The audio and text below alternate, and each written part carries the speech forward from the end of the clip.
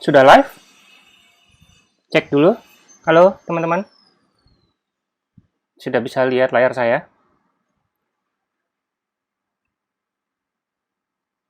Sudah ya? Oke, kita langsung mulai aja dengan presentasi yang sedikit teknikal.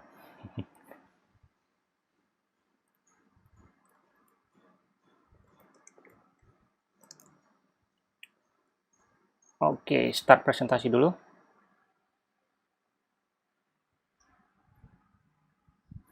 Oke, thank you Adrin dan juga Arya di sesi sebelumnya tadi seru banget ya. Dan di sesi kedua ini saya akan membahas tentang modul bundler ya. Biasanya kalau bikin aplikasi yang cukup kekinian kayak pakai Vue.js seperti yang udah kita bahas tadi, terus apa namanya Angular atau apapun gitu ya, itu pasti sudah ada modul bundlernya biasanya. Terus sekarang kita akan lihat kira-kira jenis aplikasi atau aplikasi yang sekompleks apa sih yang dibutuhkan apa supaya membutuhkan si modul bundler ini, apa aja yang dilakukan oleh si modul bundler ini. Perkenalkan dulu, nama saya Riza, saya adalah co-founder dari Hacktivate, sebuah coding bootcamp, sekolah coding lah ya di Jakarta. Hacktivate sekarang sudah ada beberapa produk. Produk utamanya itu bootcamp ya, full stack JavaScript. Kemudian Activate juga ada kelas part time. Jadi kalau biasanya kelasnya malam gitu atau di weekend. Ada juga kelas corporate training. Jadi kalau teman-teman di kantornya pengen di training sama Activate juga bisa. Dan terakhir yang terbaru ada online learning platform dengan nama produknya kode.id. Nah, semenjak work from home gitu ya. Sebelum work from home itu di situ tempat saya kerja, gitu, ruangan kerja saya. Kita di ruangan itu ada berempat, tim kontennya dari Hacktivate. Lumayan agak kangen juga ya masuk kantor ya. Udah lumayan lama terisolasi di rumah. Nah, buat teman-teman yang mau menanyakan sesuatu terkait dengan topik kita siang hari ini, bisa langsung mention saya aja di Riza Fahmi 22 di Twitter. Jangan lupa kasih hashtag livecamid supaya lebih mudah di track juga. Jadi nggak usah nunggu sampai akhir sesi, juga mau tanya di tengah-tengah atau di awal juga boleh. Oke, kita akan membahas tentang demo aplikasi. Jadi saya khusus membuat aplikasi sederhana, ya nggak sederhana juga sih, sengaja dibikin kompleks supaya kita tahu di mana dibutuhkannya si modul bundler ini. Nah, kemudian kita juga sebelum masuk ke modul bundler, kita juga membahas tentang gimana sih cara bikin kode JavaScript yang lebih modular gitu ya. Atau kadang-kadang mungkin kita butuh bikin sebuah library internal yang nggak mesti harus di NPM atau di CDN, tapi kita butuh untuk memisahkan kode tersebut supaya bisa dipakai berulang-ulang. Nah, salah satu caranya dengan ada pattern yang namanya modulation atau modular. Dan kemudian kita juga akan melihat tentang apa itu modul bundler, di mana digunakannya, apa yang dikerjakannya di belakang layar, dan sebagainya. Nah, ini aplikasinya. Saya udah deploy juga di vanilla-leaderboard.web.app. Jadi ini leaderboard aja kayak game gitu. Di sana ada nama playernya. Kemudian kalau dipencet tombol plus, dia akan naik. Dan angkanya itu random. Jadi begitu di plus, dia akan random, dapat angka berapa. Begitu juga di decrement, dia akan minus berapa gitu. Dan setiap ada perubahan angkanya tinggi, dia akan naik. Kalau angkanya lebih rendah, dia akan turun. Ya, sederhana ya, aplikasinya cukup sederhana. Dan di sini saya pakai beberapa library tambahan sebagai dependensinya. Yang pertama, kalau kita bikin player baru, add player baru, dia akan ada kayak celebration gitu. Saya pakai library namanya confetti.js. Kemudian datanya saya simpan dengan menggunakan UID untuk unique ID-nya, dan datanya disimpan di local storage. Jadi saya pakai Xstore sebagai interface ke local storage-nya. Dan untuk last update-nya, jadi setiap ada perubahan, setiap ada di create baru player baru, kemudian kalau di increment itu akan ada di data kapan terakhir dia update. Saya pakai library namanya DJS. Dan tidak lupa menambahkan service worker juga pakai library workbox.js untuk nge-catch si avatarnya. Avatarnya saya ambil dari adorable.ai. Nah, dari aplikasi yang sederhana ini, ya, ini saya pakai semuanya pakai vanilla, jadi nggak pakai framework, cuma ada beberapa library aja. Dan hasilnya sudah ada 6 request hanya untuk JavaScript aja. Nah, belum kita pakai CSS framework atau CSS library dan lain sebagainya. Dan ini lumayan ini ya, jadi kita harus bolak-balik ke server untuk mendapatkan si library ini. Gitu. Nah, solusinya gimana supaya kita mempersingkat atau mempersedikit jumlah request? Ya, kalau mungkin nggak tahu ya, zaman sekarang masih masih berlaku atau masih banyak yang melakukan ini. Cuman kalau zaman dulu tuh biasanya kita bikin yang namanya ada vendor. Biasa ada folder vendors, atau kita bisa pakai satu file isinya adalah dependensi atau library yang kita butuhkan. Jadi kita gabungin aja semuanya jadi satu, dari CDN itu kita download, kemudian kita jadikan satu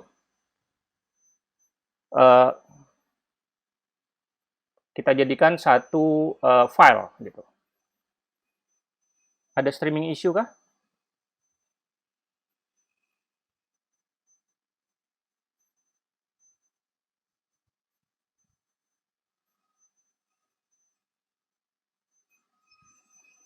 Ada streaming issue ya?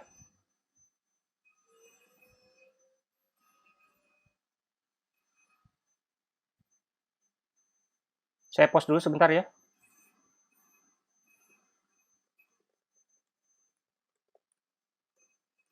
Oke, kita lanjut dulu. Nah, biasanya kita bisa melakukan ini secara manual. Kalau misalnya masih sederhana kayak cuma 3-4 library, ya kita copy paste saja dari CDN, download dari CDN, terus kita jadiin satu. Atau bisa menggunakan script sederhana seperti ini. Jadi kita download semuanya, terus kita jadikan satu. Kita bikin satu file shell script, kemudian kita jadikan vendors.js. Ya. Tujuannya cuma dua. Yang pertama adalah concatenation, menggabungkan kelima file tersebut menjadi satu, dan kemudian karena kita ngambilnya dari CDN, jadi dia sudah terminifikasi, jadi udah kecil filenya, udah uglify, jadi kita tinggal concatenation aja. Sudah, solusinya cukup sederhana dan bisa diimplement juga dengan mudah. Ini solusi yang cukup bagus untuk aplikasi kita yang se-scale sebegininya gitu ya.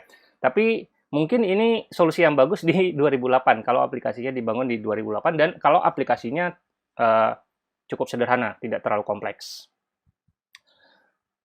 Nah, ada solusi yang lebih baik, misalnya katakanlah ketika kita ingin mengupdate dependensinya. Library-nya kita ingin update, mungkin ada update dari DJS kah, atau dari Little UID, atau dan lain-lain gitu ya. Dan mungkin ada beberapa library yang tergantung ke library lain. Contohnya saya pakai plugin si relative time dari DJS. Nah, gimana seandainya kalau DJS-nya update atau library relative time-nya update? Dan itu kita harus mengurus dependencies of dependency-nya. Dan juga urutannya, ketika kita menggunakan sebuah plugin dari sebuah library, urutannya harus perhatikan apakah si plugin ini membutuhkan library utamanya dulu atau sebaliknya. Jadi kalau kita menggunakan cara concatenation, kita harus memperhatikan urutannya. Nah, sebelum kita masuk ke pembahasan tentang module bundler, kita akan membahas dulu gimana seandainya kita ingin misalnya ada beberapa part dari aplikasi kita yang ingin kita buat sebagai library internal misalnya, yang bisa dipanggil berulang-ulang. Nah, salah satu pattern yang cukup terkenal adalah membuat sebuah code itu menjadi modular gitu ya, jadi lebih bisa digunakan kembali. Nah, kalau di JavaScript, cara membuat modul seperti apa, kita akan lihat di sini. Misalnya contohnya saya punya sebuah file namanya basic calculator.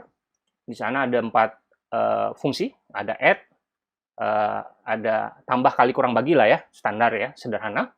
Dan kemudian basic calculator ini dibutuhkan oleh sebuah file lagi yang namanya advanced calculator, yang bisa menghitung pangkat 2 dari sebuah angka yang menggunakan fungsi yang ada di basic calculator. Nah, gimana cara penggunaannya seperti ini? Cara penggunaannya, uh, kita bisa panggil ini di file HTML, dan kemudian kita load dulu basic calculator-nya, kita load lagi advanced calculator-nya, dan kemudian kita bisa gunakan. Bisa pakai square 4, add 3,4, multiple 3,5, gitu ya. Ini oke, cuman masalahnya semua jadi global. Kita nggak bisa tahu square itu ada di file yang mana, apakah di advanced calculator, apakah di basic calculator. Berhubung filenya masih sedikit, kita bisa buka dua-duanya dan kita bisa dapatkan, oh square itu ada di advanced calculator. Tapi gimana, bayangkan kalau seandainya filenya sudah sangat besar, kita harus cari. Atau filenya dependensinya ada banyak, kita harus cari satu-satu. Nah, untuk membuat itu menjadi modular, kita bisa bungkus si basic calculator dan juga advanced calculator itu menjadi fungsi. Jadi kita bikin yang tadinya hanya ada fungsi 4, sekarang kita bungkus keempat fungsi itu ke dalam satu fungsi yang mereturn fungsi. Jadi basic calculator adalah sebuah fungsi, returnnya adalah add, sub, mul, dan div. Begitu juga dengan advanced calculator, kita bungkus ke dalam fungsi, dan sekarang kita panggilnya dengan cara seperti ini. Jadi kita udah bisa tahu bahwa square itu ada di advanced calculator, add dan multiple itu ada di basic calculator. Tapi masalahnya jadi aneh ya, bukan kayak modular, tapi kayak method chaining gitu ya. Jadi dari fungsi, memanggil fungsi berikutnya. Nah, untuk mengatasi keanehan ini, JavaScript itu ada satu cara untuk mengatasinya, yaitu IIF, ya, Immediately Invoke Function Expression. Jadi, di JavaScript memungkinkan kita untuk membuat sebuah fungsi dan kemudian langsung dieksekusi. Gimana caranya? Misalnya, contohnya saya punya fungsi add di sini, ya, fungsi anonymous function, dan kemudian cara panggilnya teman-teman udah pada tahu ya. Jadi add parameter pertama, parameter kedua. Nah, pertanyaannya gimana kalau saya nggak mau panggil pakai kurung. Jadi saya mau panggil add aja, nggak pakai 1,2. Ya, kita bisa tambahkan seperti ini. Jadi begitu fungsinya sudah dibuat, kita langsung panggil dengan parameter 1,2. Nah, sekarang si basic calculator-nya kita tambahkan IIF ini. Jadi fungsinya kita bungkus dan kita langsung panggil seperti ini. Begitu juga dengan si advanced calculator, dibungkus fungsi dan fungsinya langsung dipanggil. Di bagian sebelum titik koma terakhir itu ada kurung buka kurung tutup untuk menyatakan bahwa fungsi ini langsung dipanggil atau immediately invoke function expression. Dan sekarang kita tidak lagi menggunakan seperti ini karena sudah di-invoke duluan. Jadi kita sudah mendapatkan JavaScript yang cukup modular, ya. Ada advanced calculator, basic calculator, dan lain sebagainya. Nah, ini cara modulasi seperti ini itu sangat banyak dilakukan oleh hampir semua library, terutama yang di CDN. Kalau teman-teman download library CDN, hampir semua menggunakan IIF ini. Jadi ini adalah pattern yang cukup sering muncul di JavaScript. Nah, tapi ada masalah lagi ketika proyek kita sudah cukup besar, dependensi kita ada di mana-mana. Kalau di contoh ini saya menggunakan semuanya CDN, artinya semuanya IIF gitu, semuanya modul seperti ini. Tapi gimana seandainya kalau saya butuh sebuah library yang hanya ada di NPM misalnya? Ya itu beda lagi dia gitu. Dan si JavaScript ini dan komunitas sudah memikirkan bahwa JavaScript butuh sebuah solusi untuk memodularkan sebuah library supaya bisa digunakan. Ya, makanya muncul ide-ide yang kira-kira kita butuh sebuah sintaks yang lebih sederhana daripada kita harus membungkus itu menjadi fungsi dan fungsi itu langsung di-invoke seperti tadi. Terus juga kita bisa menggunakan file terpisah. Kalau di CDN satu file semuanya jadi satu gitu kan. Kalau di NPM sudah bisa, karena di dalamnya sudah bisa kita import-import ke file yang lain gitu ya. Dan bisa saling import satu sama lain juga. Ini adalah requirement dari module function yang diinginkan, kira-kira seperti itu. Dan kalau beberapa fitur tambahan mungkin kita bisa menghindari name collision, importnya bisa asynchronous, bisa jalan di browser atau di server juga dengan Node.js. Nah, tadi saya sudah sebutkan bahwa komunitas sudah memikirkan hal tersebut dan ternyata di JavaScript itu udah banyak banget solusi untuk modulasi ini. Ya, ada globals yang tadi sudah saya contohkan dengan Eevee, kemudian ada yang CommonJS yang digunakan di Node.js gitu ya, yang pakai require, ada asynchronous module definition atau AMD, ada universal module definition, ada yang terbaru itu IS module, ya, ISM, IS 2015. Dan masih banyak yang lainnya. Ini hanya beberapa saja. Dan harapannya sih ke depannya si IS modul ini yang akan menjadi de facto atau standar dari modulasi di JavaScript. Oke, kita lihat satu persatu. Kalau global tadi sudah saya contohkan, salah satu contohnya ada jQuery. jQuery itu adalah menggunakan Eevee. Jadi kalau teman-teman buka code-nya ya kurang lebih seperti ini. Dan dia menggunakan global variable, jadi pakai dolar aja udah dapat jQuery-nya gitu ya. Dan kekurangannya adalah naming collision ya. Tidak jarang terjadi sebuah library yang mengharuskan punya jQuery versi sekian, kemudian kita harus mengimport jQuery yang versi yang lebih baru karena kita menggunakan plugin, karena pluginnya berharap bahwa jQuery-nya versi yang terbaru. Dan kita harus menghindari penggunaan dolar karena yang satu dolar, yang satunya lagi apa gitu. Jadi ada naming collision. Urutan import juga harus diperhatikan. Misalnya teman-teman pakai plugin jQuery yang menggunakan jQuery, berarti itu harus dipanggil duluan jQuery-nya sebelum memanggil library yang digunakan oleh kita gitu ya. Dan untuk global kita nggak bisa melakukan import parsial. Misalnya tadi saya punya fungsi add, edit, delete misalnya ya. Saya mau memanggil add-nya aja nggak bisa. Jadi kita harus import semua baru kita panggil salah satunya. Dan untuk global saat ini hanya tersedia di CDN gitu. NPM tidak menggunakan cara global atau cara Eevee yang tadi kita contohkan ini. Nah, untuk NPM sendiri dia menggunakan yang namanya CommonJS. CommonJS ini digunakan oleh Node.js. Jadi caranya udah cukup gampang gitu ya. Pertama kita ekspor dulu library-nya dengan module.export, kemudian kita panggil, kalau kita butuh kita panggil dengan require. Seperti di app.js ini. Kelebihannya apa? Kelebihannya tidak akan terjadi naming collision. Kenapa? Karena kita bisa merename apa yang kita mau import ke nama yang kita suka. NPM sudah banyak banget menyediakan library-library ini, jadi kita mendapatkan banyak library dari NPM jika kita menggunakan CommonJS. Kalau kita menggunakan Node.js, kita nggak perlu menggunakan bubble, nggak perlu menggunakan transpilasi apapun, sudah sudah disupport by default oleh Node.js, hanya saja belum bisa di sisi browser. Dan hanya bisa melakukan import secara sinkronus, bukan asinkronus. Ya. Nah, kemudian muncul lagi solusi tambahan dari komunitas yang namanya Asynchronous Module Definition atau AMD. Nah, AMD ini menjawab masalah yang terjadi di CommonJS, salah satunya adalah tidak bisa import secara sinkronus. Nah, si AMD ini bisa bisa import secara sinkronus. Kemudian ini adalah caranya, kita bikin library-nya misalnya namanya jQuery, terus ada dependensinya kemana, kita kasih tahu di situ, dan kemudian kita bisa tulis langsung kodenya di sana. Dan kemudian cara penggunaannya ada dua step. Step pertama itu kita kasih tahu dulu library-nya ada di folder mana. Dalam hal ini adalah js/lib. Kemudian path-nya di mana. Dan kemudian kita udah bisa langsung pakai. Kelebihannya kita bisa menggunakan asynchronous module, bisa jalan di browser dan juga di server. Hanya saja kalau teman-teman lihat kodenya, ini cukup banyak yang harus kita buat, ya, mulai dari define yang di atas, kemudian require.config, kemudian define yang di bawah. Lumayan makan waktu juga. Nah, begitu banyak solusi yang muncul, akhirnya muncul juga pertanyaan kenapa kita nggak jadiin satu. Jadi ada satu modul sistem yang bisa menerima ketiga modul yang lain, ya, CommonJS, AMD, dan juga global. Ini sebenarnya sederhananya cuma pakai if-ifan aja. Dia ngecek apakah dia CommonJS atau bukan, apakah dia AMD atau bukan, apakah dia global atau bukan. Cuman ya kembali lagi, dia bisa menerima semua jenis modul, tapi kita harus wrapping code-nya dengan kode yang cukup banyak ya, pakai if-ifan dan lain sebagainya. Dan mungkin agak sulit untuk ditulis manual.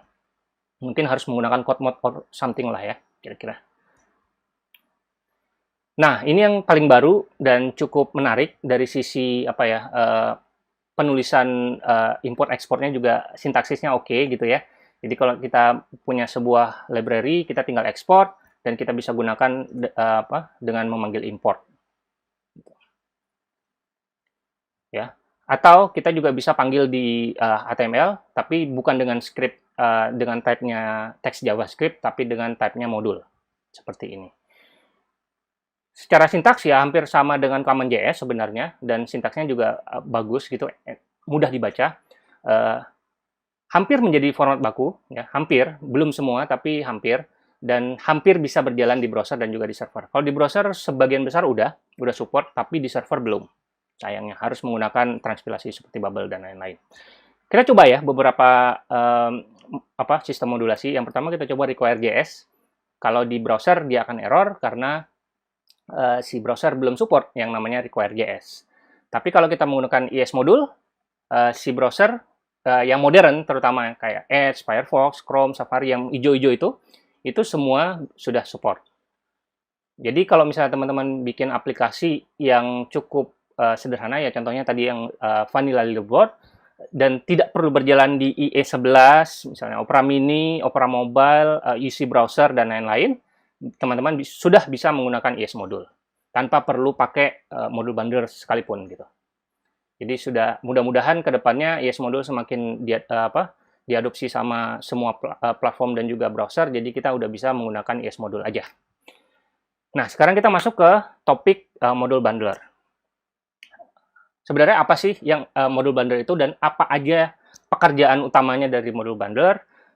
Pertama ini adalah definisinya. Jadi modul bundler itu adalah tools atau alat bantu untuk membungkus si JavaScript dan JavaScript code kita dan JavaScript library yang kita butuhkan, ya, dependensinya menjadi satu file, dan dia memastikan bahwa semua kode JavaScript yang kita bungkus itu bisa jalan di browser, gitu. Dalam hal ini dia akan membungkus dengan EV tadi, gitu. Ya.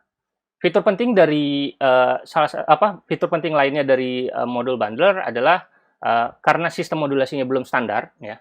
Jadi dia harus memastikan bahwa code yang kita bundling itu harus bisa jalan di browser, gitu. Baik ketika kita menggunakan library yang menggunakan CommonJS, library menggunakan ES modul misalnya, atau menggunakan AMD, UMD dan lain-lain, itu dia akan menghandle itu dan dia akan membungkus itu supaya bisa jalan di browser. Ya. Dan menariknya juga dia bisa menangani dependensi dan dependency of dependencies, gitu. Jadi kita nggak perlu mikirin bahwa kalau ada update dari satu plugin atau library, kita harus mikirin kayak gimana. Dan selain untuk JavaScript, si modul bundler juga bisa digunakan untuk image, CSS, dan lain-lain. Fitur tambahan, beberapa modul bundler menyediakan development server untuk memudahkan kita develop, tree checking untuk menghapus library yang tidak dibutuhkan. Misalnya teman-teman mention bahwa kita butuh jQuery, ternyata di code kita nggak pakai. Itu akan dihapus secara otomatis oleh si modul bundler, jadi udah lebih enak. Source map juga di-generate otomatis, dan code splitting, kalau code kita udah cukup banyak, load-nya juga cukup berat, akan dipotong-potong sama dia, tergantung sama page dan fitur yang digunakan saja pada saat itu. Konsep umum dari bundler ada 4. Yang pertama ada entry point-nya, jadi file yang mau kita jadikan file utama gitu ya, jadi kayak app.js, main.js, di situ ada require kemana atau ada tambahan library kemana, itu dependensinya ada di sana. Kemudian output itu adalah hasil akhir dari bundle-nya. Kemudian loader-nya itu adalah algoritma yang digunakan untuk memparsing. Misalnya kita menggunakan modern JavaScript, ya, pakai arrow function, pakai let const dan lain sebagainya, kita require pakai Babel. Tapi kalau teman-teman misalnya mau menggunakan JavaScript yang ada type systemnya, bisa pakai loadernya pakai TypeScript atau ReasonML atau yang lain. Dan kemudian konsep yang keempat ada yang namanya plugin, itu ada beberapa fitur tambahan yang dibutuhkan, misalnya kita mau pakai minifying, uglifying, dan lain-lain. Oke, kita akan lihat 2 contoh modul bundler. Yang pertama ada Webpack, yang cukup populer dan kayak de facto ya, kalau di framework-framework yang baru-baru. Cara pakainya kita memanfaatkan Node.js dan npm, jadi kita masuk ke folder itu, ke folder project kita, jalankan npm install Webpack dan Webpack CLI. Kemudian contohnya tadi kita pakai basic calculator seperti ini, ya. Kita pakai import juga, import dan export. Dan main.js kita merequire dua hal. Yang pertama import basic calculator dan import advanced calculator. Nah, di Webpack yang terbaru, kalau untuk aplikasi sederhana basic calculator tadi, kita nggak perlu pakai config, kita bisa langsung jalankan Webpack JS main.js, dia sudah akan mengenerate bundler untuk kita. Ini adalah ilustrasi bagaimana si Webpack bekerja, tapi sebenarnya hasil bundlernya tidak seperti ini. Ini hanya ilustrasi aja. Jadi si bundler ini, si Webpack ini melakukan mapping. Jadi basic calculator.js itu isinya adalah add dan multiply, advanced calculator adalah isinya square, dan dia merequire si basic calculator untuk multiply-nya, terus main.js-nya memanggil apa aja. Kira-kira seperti ini. Ini ada ilustrasi. Hasil akhirnya lebih panjang daripada ini dan lebih kompleks. Tapi kurang lebih udah kelihatan ya. Dia membungkus jadi modul, di dalam modulnya ada fungsi-fungsi, jadi setiap modul itu dibungkus lagi ke dalam fungsi. Nah, gimana dengan aplikasi vanilla Lilboard kita? Kita masuk ke folder itu, kita install beberapa dependensi, di sini ada 4 gitu ya. Kita install config.js, djs, dan lain-lain. Dan kemudian kita bikin sebuah konfigurasi file yang namanya webpack.config.js. Nah, di sini ada 4 konsep tadi. Yang pertama adalah entry point-nya, app.js, kemudian ada output-nya, kita mau taruh di mana, si hasil akhir si vendors.js tadi. Kemudian loaders-nya kita pakai bubble loaders untuk supaya mensupport kode-kode JavaScript yang modern. Dan kalau dibutuhkan ada plugins, kita bisa tambahkan plugins. Udah, tinggal jalankan webpack -config, webpack.config.js. Dan kemudian, tidak lupa kita tambahkan script di HTML kita dengan hasil dari bundle Webpack tadi, dan aplikasi kita sudah berjalan sesuai keinginan kita. Nah, di sini saya mau menggarisbawahi gayanya Webpack ya, gayanya Webpack untuk membundling JavaScript kita. Yang pertama dia menggunakan mapping ya, jadi basic calculator.js isinya fungsi apa aja, advanced calculator apa aja, dan main.js isinya apa aja. Itu dia di map gitu ya. Dan dia membungkus fungsi untuk setiap modulnya. Jadi dia pakai gaya yang saya contohkan tadi, pakai si basic calculatornya dibungkus ke dalam fungsi, advanced calculator dibungkus ke dalam fungsi, main.js juga dibungkus ke dalam fungsi. Nah, ada satu bundler lagi yang cukup berbeda cara kerjanya dengan Webpack yang namanya Rollup.js. Di sini Rollup.js hampir sama ya cara penggunaannya. Kita install dulu Rollup dan Rollup plugin Bubble.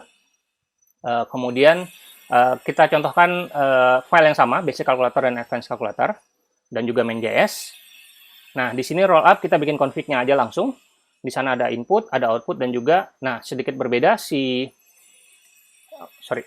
di outputnya sendiri si Rollup ini menggunakan format. Jadi kita bisa menentukan format dari bundle yang kita inginkan. Dalam hal ini kita menggunakan Eevee untuk supaya lebih general, lebih bisa diterima di semua browser misalnya. Kalau nanti seandainya di kemudian hari kita ingin menggunakan ES modul atau CommonJS, kita tinggal ganti formatnya aja.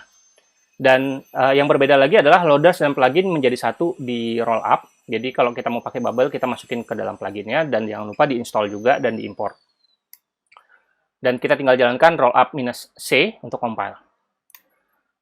Dan hasilnya kira-kira ilustrasi di Rollup-nya seperti ini. Jadi Rollup ini cukup flat, jadi dia tidak menggunakan modul dan tidak membungkus ke dalam fungsi, akan tetapi dia menggunakan pakai tanda dolar itu. Jadi modul itu adalah basic calculator, basic calc, metodenya atau fungsinya adalah add, mul, dan lain sebagainya. Begitu juga dengan advanced calculator dan lain-lain. Jadi dia cukup flat, gitu ya. Agak sedikit berbeda gayanya dengan si Webpack. Nah, kalau untuk vanilla Lilboard kita sama. Kita install dulu si dependensinya, dan kemudian kita install beberapa plugin yang kita butuhkan seperti CommonJS, kemudian NodeResolve.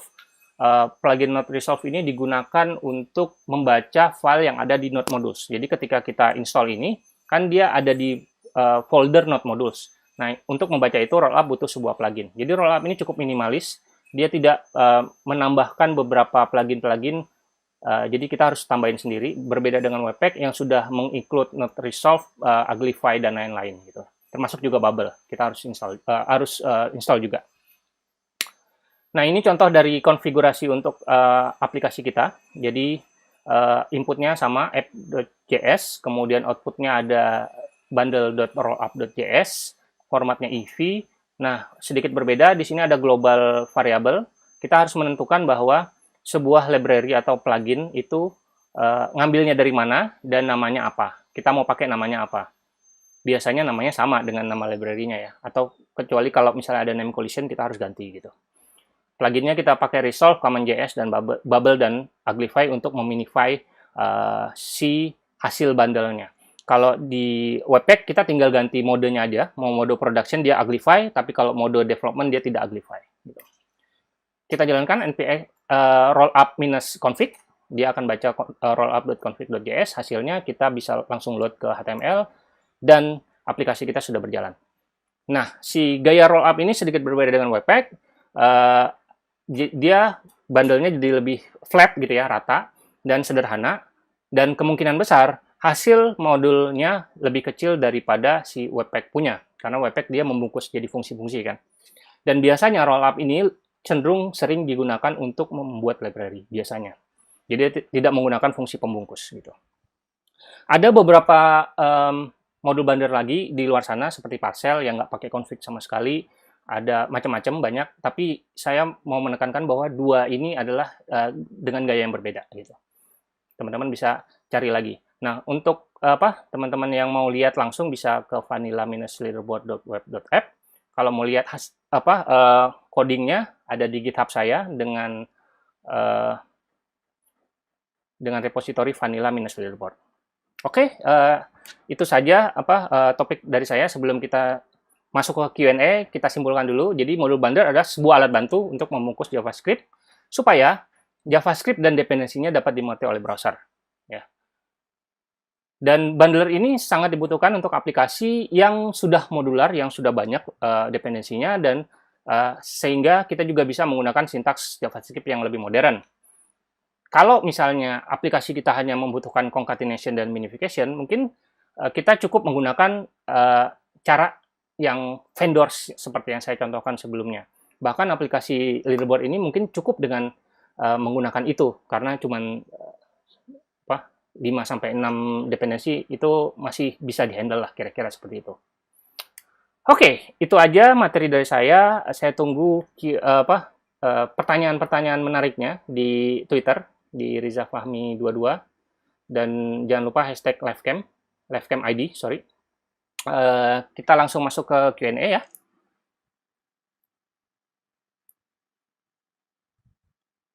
Q&A.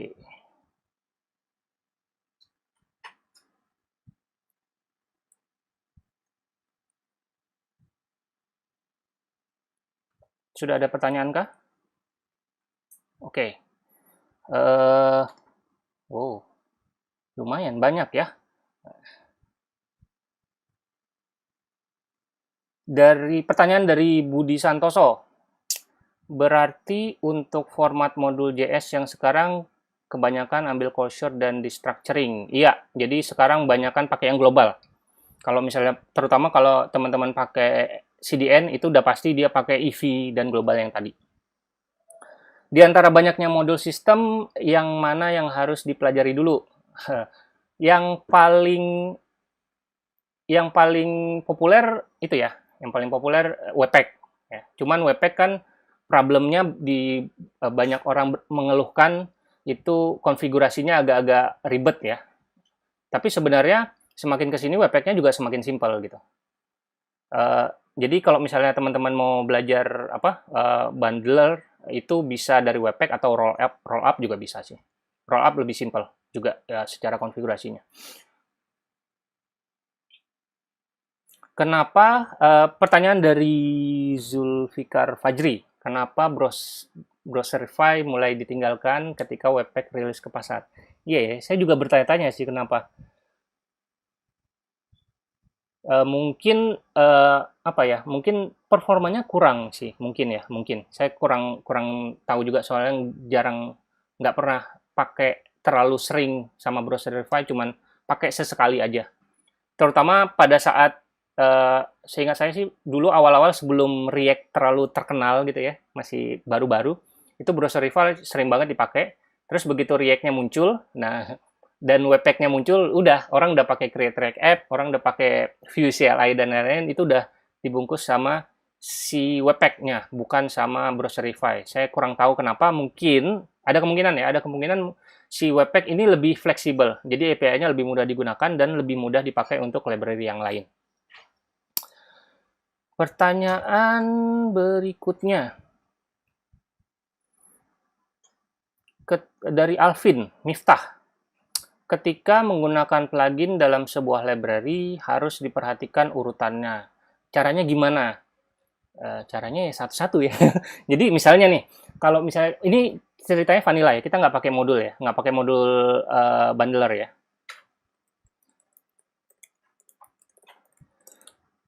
Kalau nggak pakai modul bundler, berarti kita harus, misalnya, contohnya tadi di vanilla leaderboard. Jadi saya pengen bikin satu fitur yang bisa Confetti.js. Ya udah, saya import Confetti.js dulu.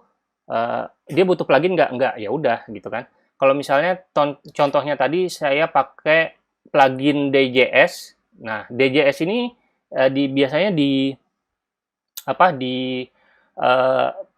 reponya itu ada dikasih tahu. Oh, merequire ini dulu.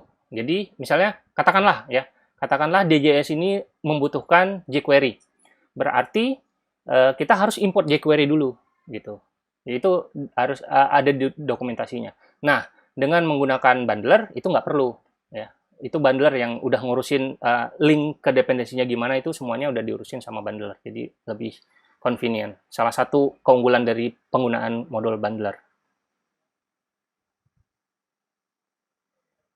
Ihsan, kelebihan dan kekurangan masing-masing modul bundler, dan dari sekian yang disebutkan yang paling mudah dan bagus digunakan.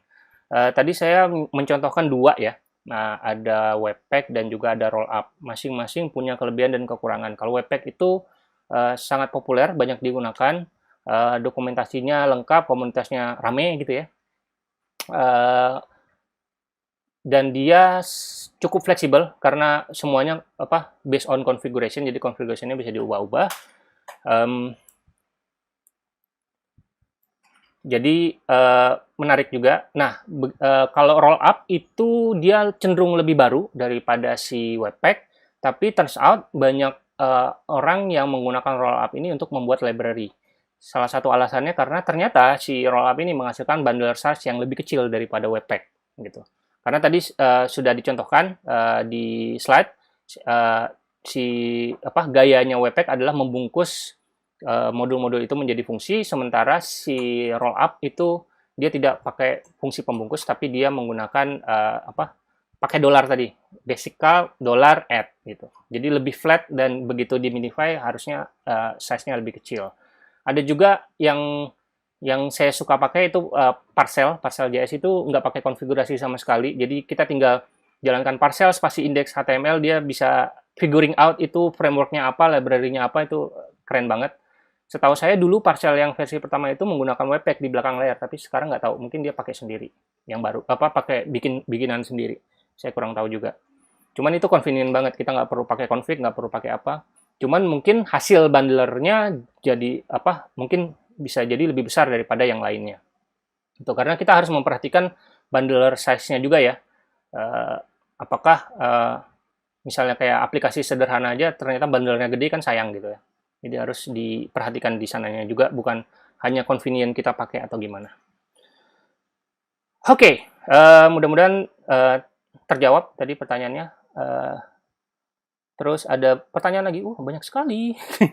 Bahyu Sanchiko, gimana soal desain pattern di JS sama kayak modular? Ya, desain pattern kalau di JS ya gitu, ada modulation, ada AOP juga kan, ada fungsional dan lain-lain. Ya, salah satunya ya modulation. Pika, belum pernah nyoba, Prabu. Pika JS kayaknya itu ya, promising ya, mulai banyak dibicarakan orang. Mungkin bisa ada next sharing, mungkin kita bisa bahas tentang Pika. Soalnya saya belum pernah explore ke sana soalnya. Thank you. Fatan Margono, apa para front end disarankan mempelajari ini atau opsional karena kan rata-rata sudah dikonfig. Kalau menurut saya pribadi ya, ini pendapat pribadi, perlu. Kenapa? Karena suatu saat, ya, cepat atau lambat,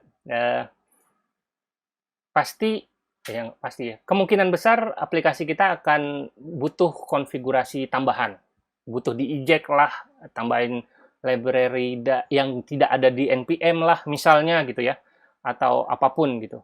Dan otomatis kita harus tahu dong gimana cara konfigurasi si bundlernya, gimana cara nge-add pluginnya. Misalnya aplikasi Vanilla.js kita nggak mau jadiin Vanilla.js lagi, kita mau pakai TypeScript. Gimana caranya kalau kita nggak tahu cara mengubah konfigurasi dari Webpack, gitu kan? Ya mau nggak mau, ya kita harus eject dan kita harus lihat konfigurasinya, kita install pluginnya, kita tambahkan di konfigurasi kan. Jadi saran saya sih belajar, cukup tahu gimana cara bisa menggunakan bundler ini atau menggunakan framework tertentu atau library tertentu dengan bundler, udah gitu. Selebihnya ya bisa belajar sambil jalan. Oke.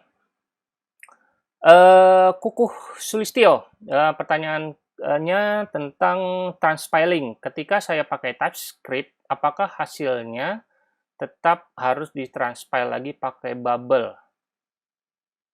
Saya tidak menggunakan TypeScript, sorry. Tapi kayaknya enggak deh. Kayaknya TypeScript udah bisa langsung ke JavaScript vanilla sih. Mungkin teman-teman yang lain bisa bantuin jawab juga, ya, langsung di reply aja, karena saya belum menggunakan TypeScript. I'm sorry. Oke. Farah Lutfi Oktarina. Halo Farah. Kalau aplikasi yang dibuat memiliki kebutuhan yang hanya bisa dibuka di browser tertentu, lalu kita kasih alert agar menggunakan browser terbaru, ya bisa sih. Artinya kita mensacrifice si user-user yang tidak punya kemampuan untuk mendownload atau mengupdate browsernya. Jadi kita batasin kan, kita kasih tahu kan bahwa aplikasi ini hanya berjalan di Chrome versi sekian, Firefox versi sekian, Safari versi sekian gitu. Kita tidak support IE 11 misalnya. Ya bisa aja, tapi kan sayang orang-orang yang menggunakan IE 11 jadi jadi kehilangan. Mungkin kalau memang dia benar-benar membutuhkan aplikasi itu, dia akan download Chrome terbaru. Tapi kalau misalnya dia bilang, nggak jadi deh, males gitu kan. Oke. Ini ada jawaban yang tadi, TypeScript, ya. TypeScript apakah butuh bubble? Kalau Mas Yudi jawabnya tidak butuh. Jadi langsung dia ke transpile ke vanilla. Thank you. Next. Yusuf, gimana caranya si modul bundler seperti Webpack ini tahu kalau di halaman X plugin Y nggak kepake? Biasanya dia ada algoritma sendiri sih. Saya belum begitu mendalami hal tersebut untuk code splitting ya. Tapi kan di setiap halaman itu ada kayak butuh di code kita mungkin harus kita mention atau di konfigurasi kita mention bahwa kalau kita di route ini, maka kita butuh ini. Seperti itu. Ya. Cuman segitu yang bisa saya jawab. Sorry. Irfan Maulana, ini pertanyaan ngetes. Mas Irfan, soal bundler yang merupakan wrapper dari bundler lain dengan config yang umum lebih minim. Ya, micro bundler. Ya boleh aja sih, nggak ada masalah. Kayak bahkan kayak parcel gitu ya, yang zero configuration itu cukup menarik buat dicoba ya. Jadi kalau teman-teman mau nyoba dengan cepat gitu ya, nggak perlu harus bikin webpack.config.js dulu, terus harus pakai input, pakai output, pakai plugin, pakai ini kan. Kita cuma mau cobain gitu, mau cepet gitu kan. Ya udah index.js, terus app.js import, jalankan parcel, jalan gitu kan. Itu convenient banget, dan beberapa kali kalau untuk eksperimen saya gunakan gunakan yang zero configuration aja kayak parcel, jadi nggak perlu mikirin macam-macam. Nah, lain halnya kalau misalnya kita mau bikin aplikasi yang nanti akan diproduksi, akan dipublish dan production ready gitu. Nah, itu harus dipikirin kayak apakah si bundler yang minim konfigurasi ini dia bisa support misalnya kayak hal-hal yang kita butuhkan nantinya gitu. Jadi uh, itu apa si bundler wrapper itu hal yang bagus, tapi di satu titik kita harus belajar juga sih. Ujung-ujungnya harus ngulik juga lah kira-kira seperti itu. Eh itu kamar siapa? Itu kamar saya. eh banyak monyet, jadi nggak fokus. Banyak monyet mana itu ya? Banyak gambar monyet ya. Itu kamar anak saya buat ditempel-tempelin. Kelas PAUD. Iya, kelas PAUD. Mohon maaf. Saya live-nya dari TK ya. Oke, ada pertanyaan lagi mungkin?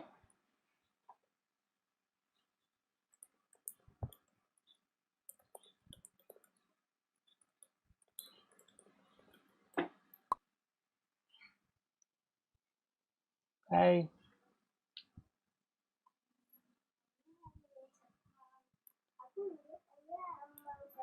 Mm-mm. Oke, kalau tidak ada pertanyaan lagi, berarti saya sudahi saja materi untuk siang hari ini. Terima kasih banyak teman-teman yang sudah apa udah menonton dan juga sudah bertanya, sudah berdiskusi tadi seru banget diskusinya. Terima kasih banyak. Lebih dan kurangnya saya mohon maaf. Saya tutup dengan wassalamualaikum warahmatullahi wabarakatuh. Bye bye.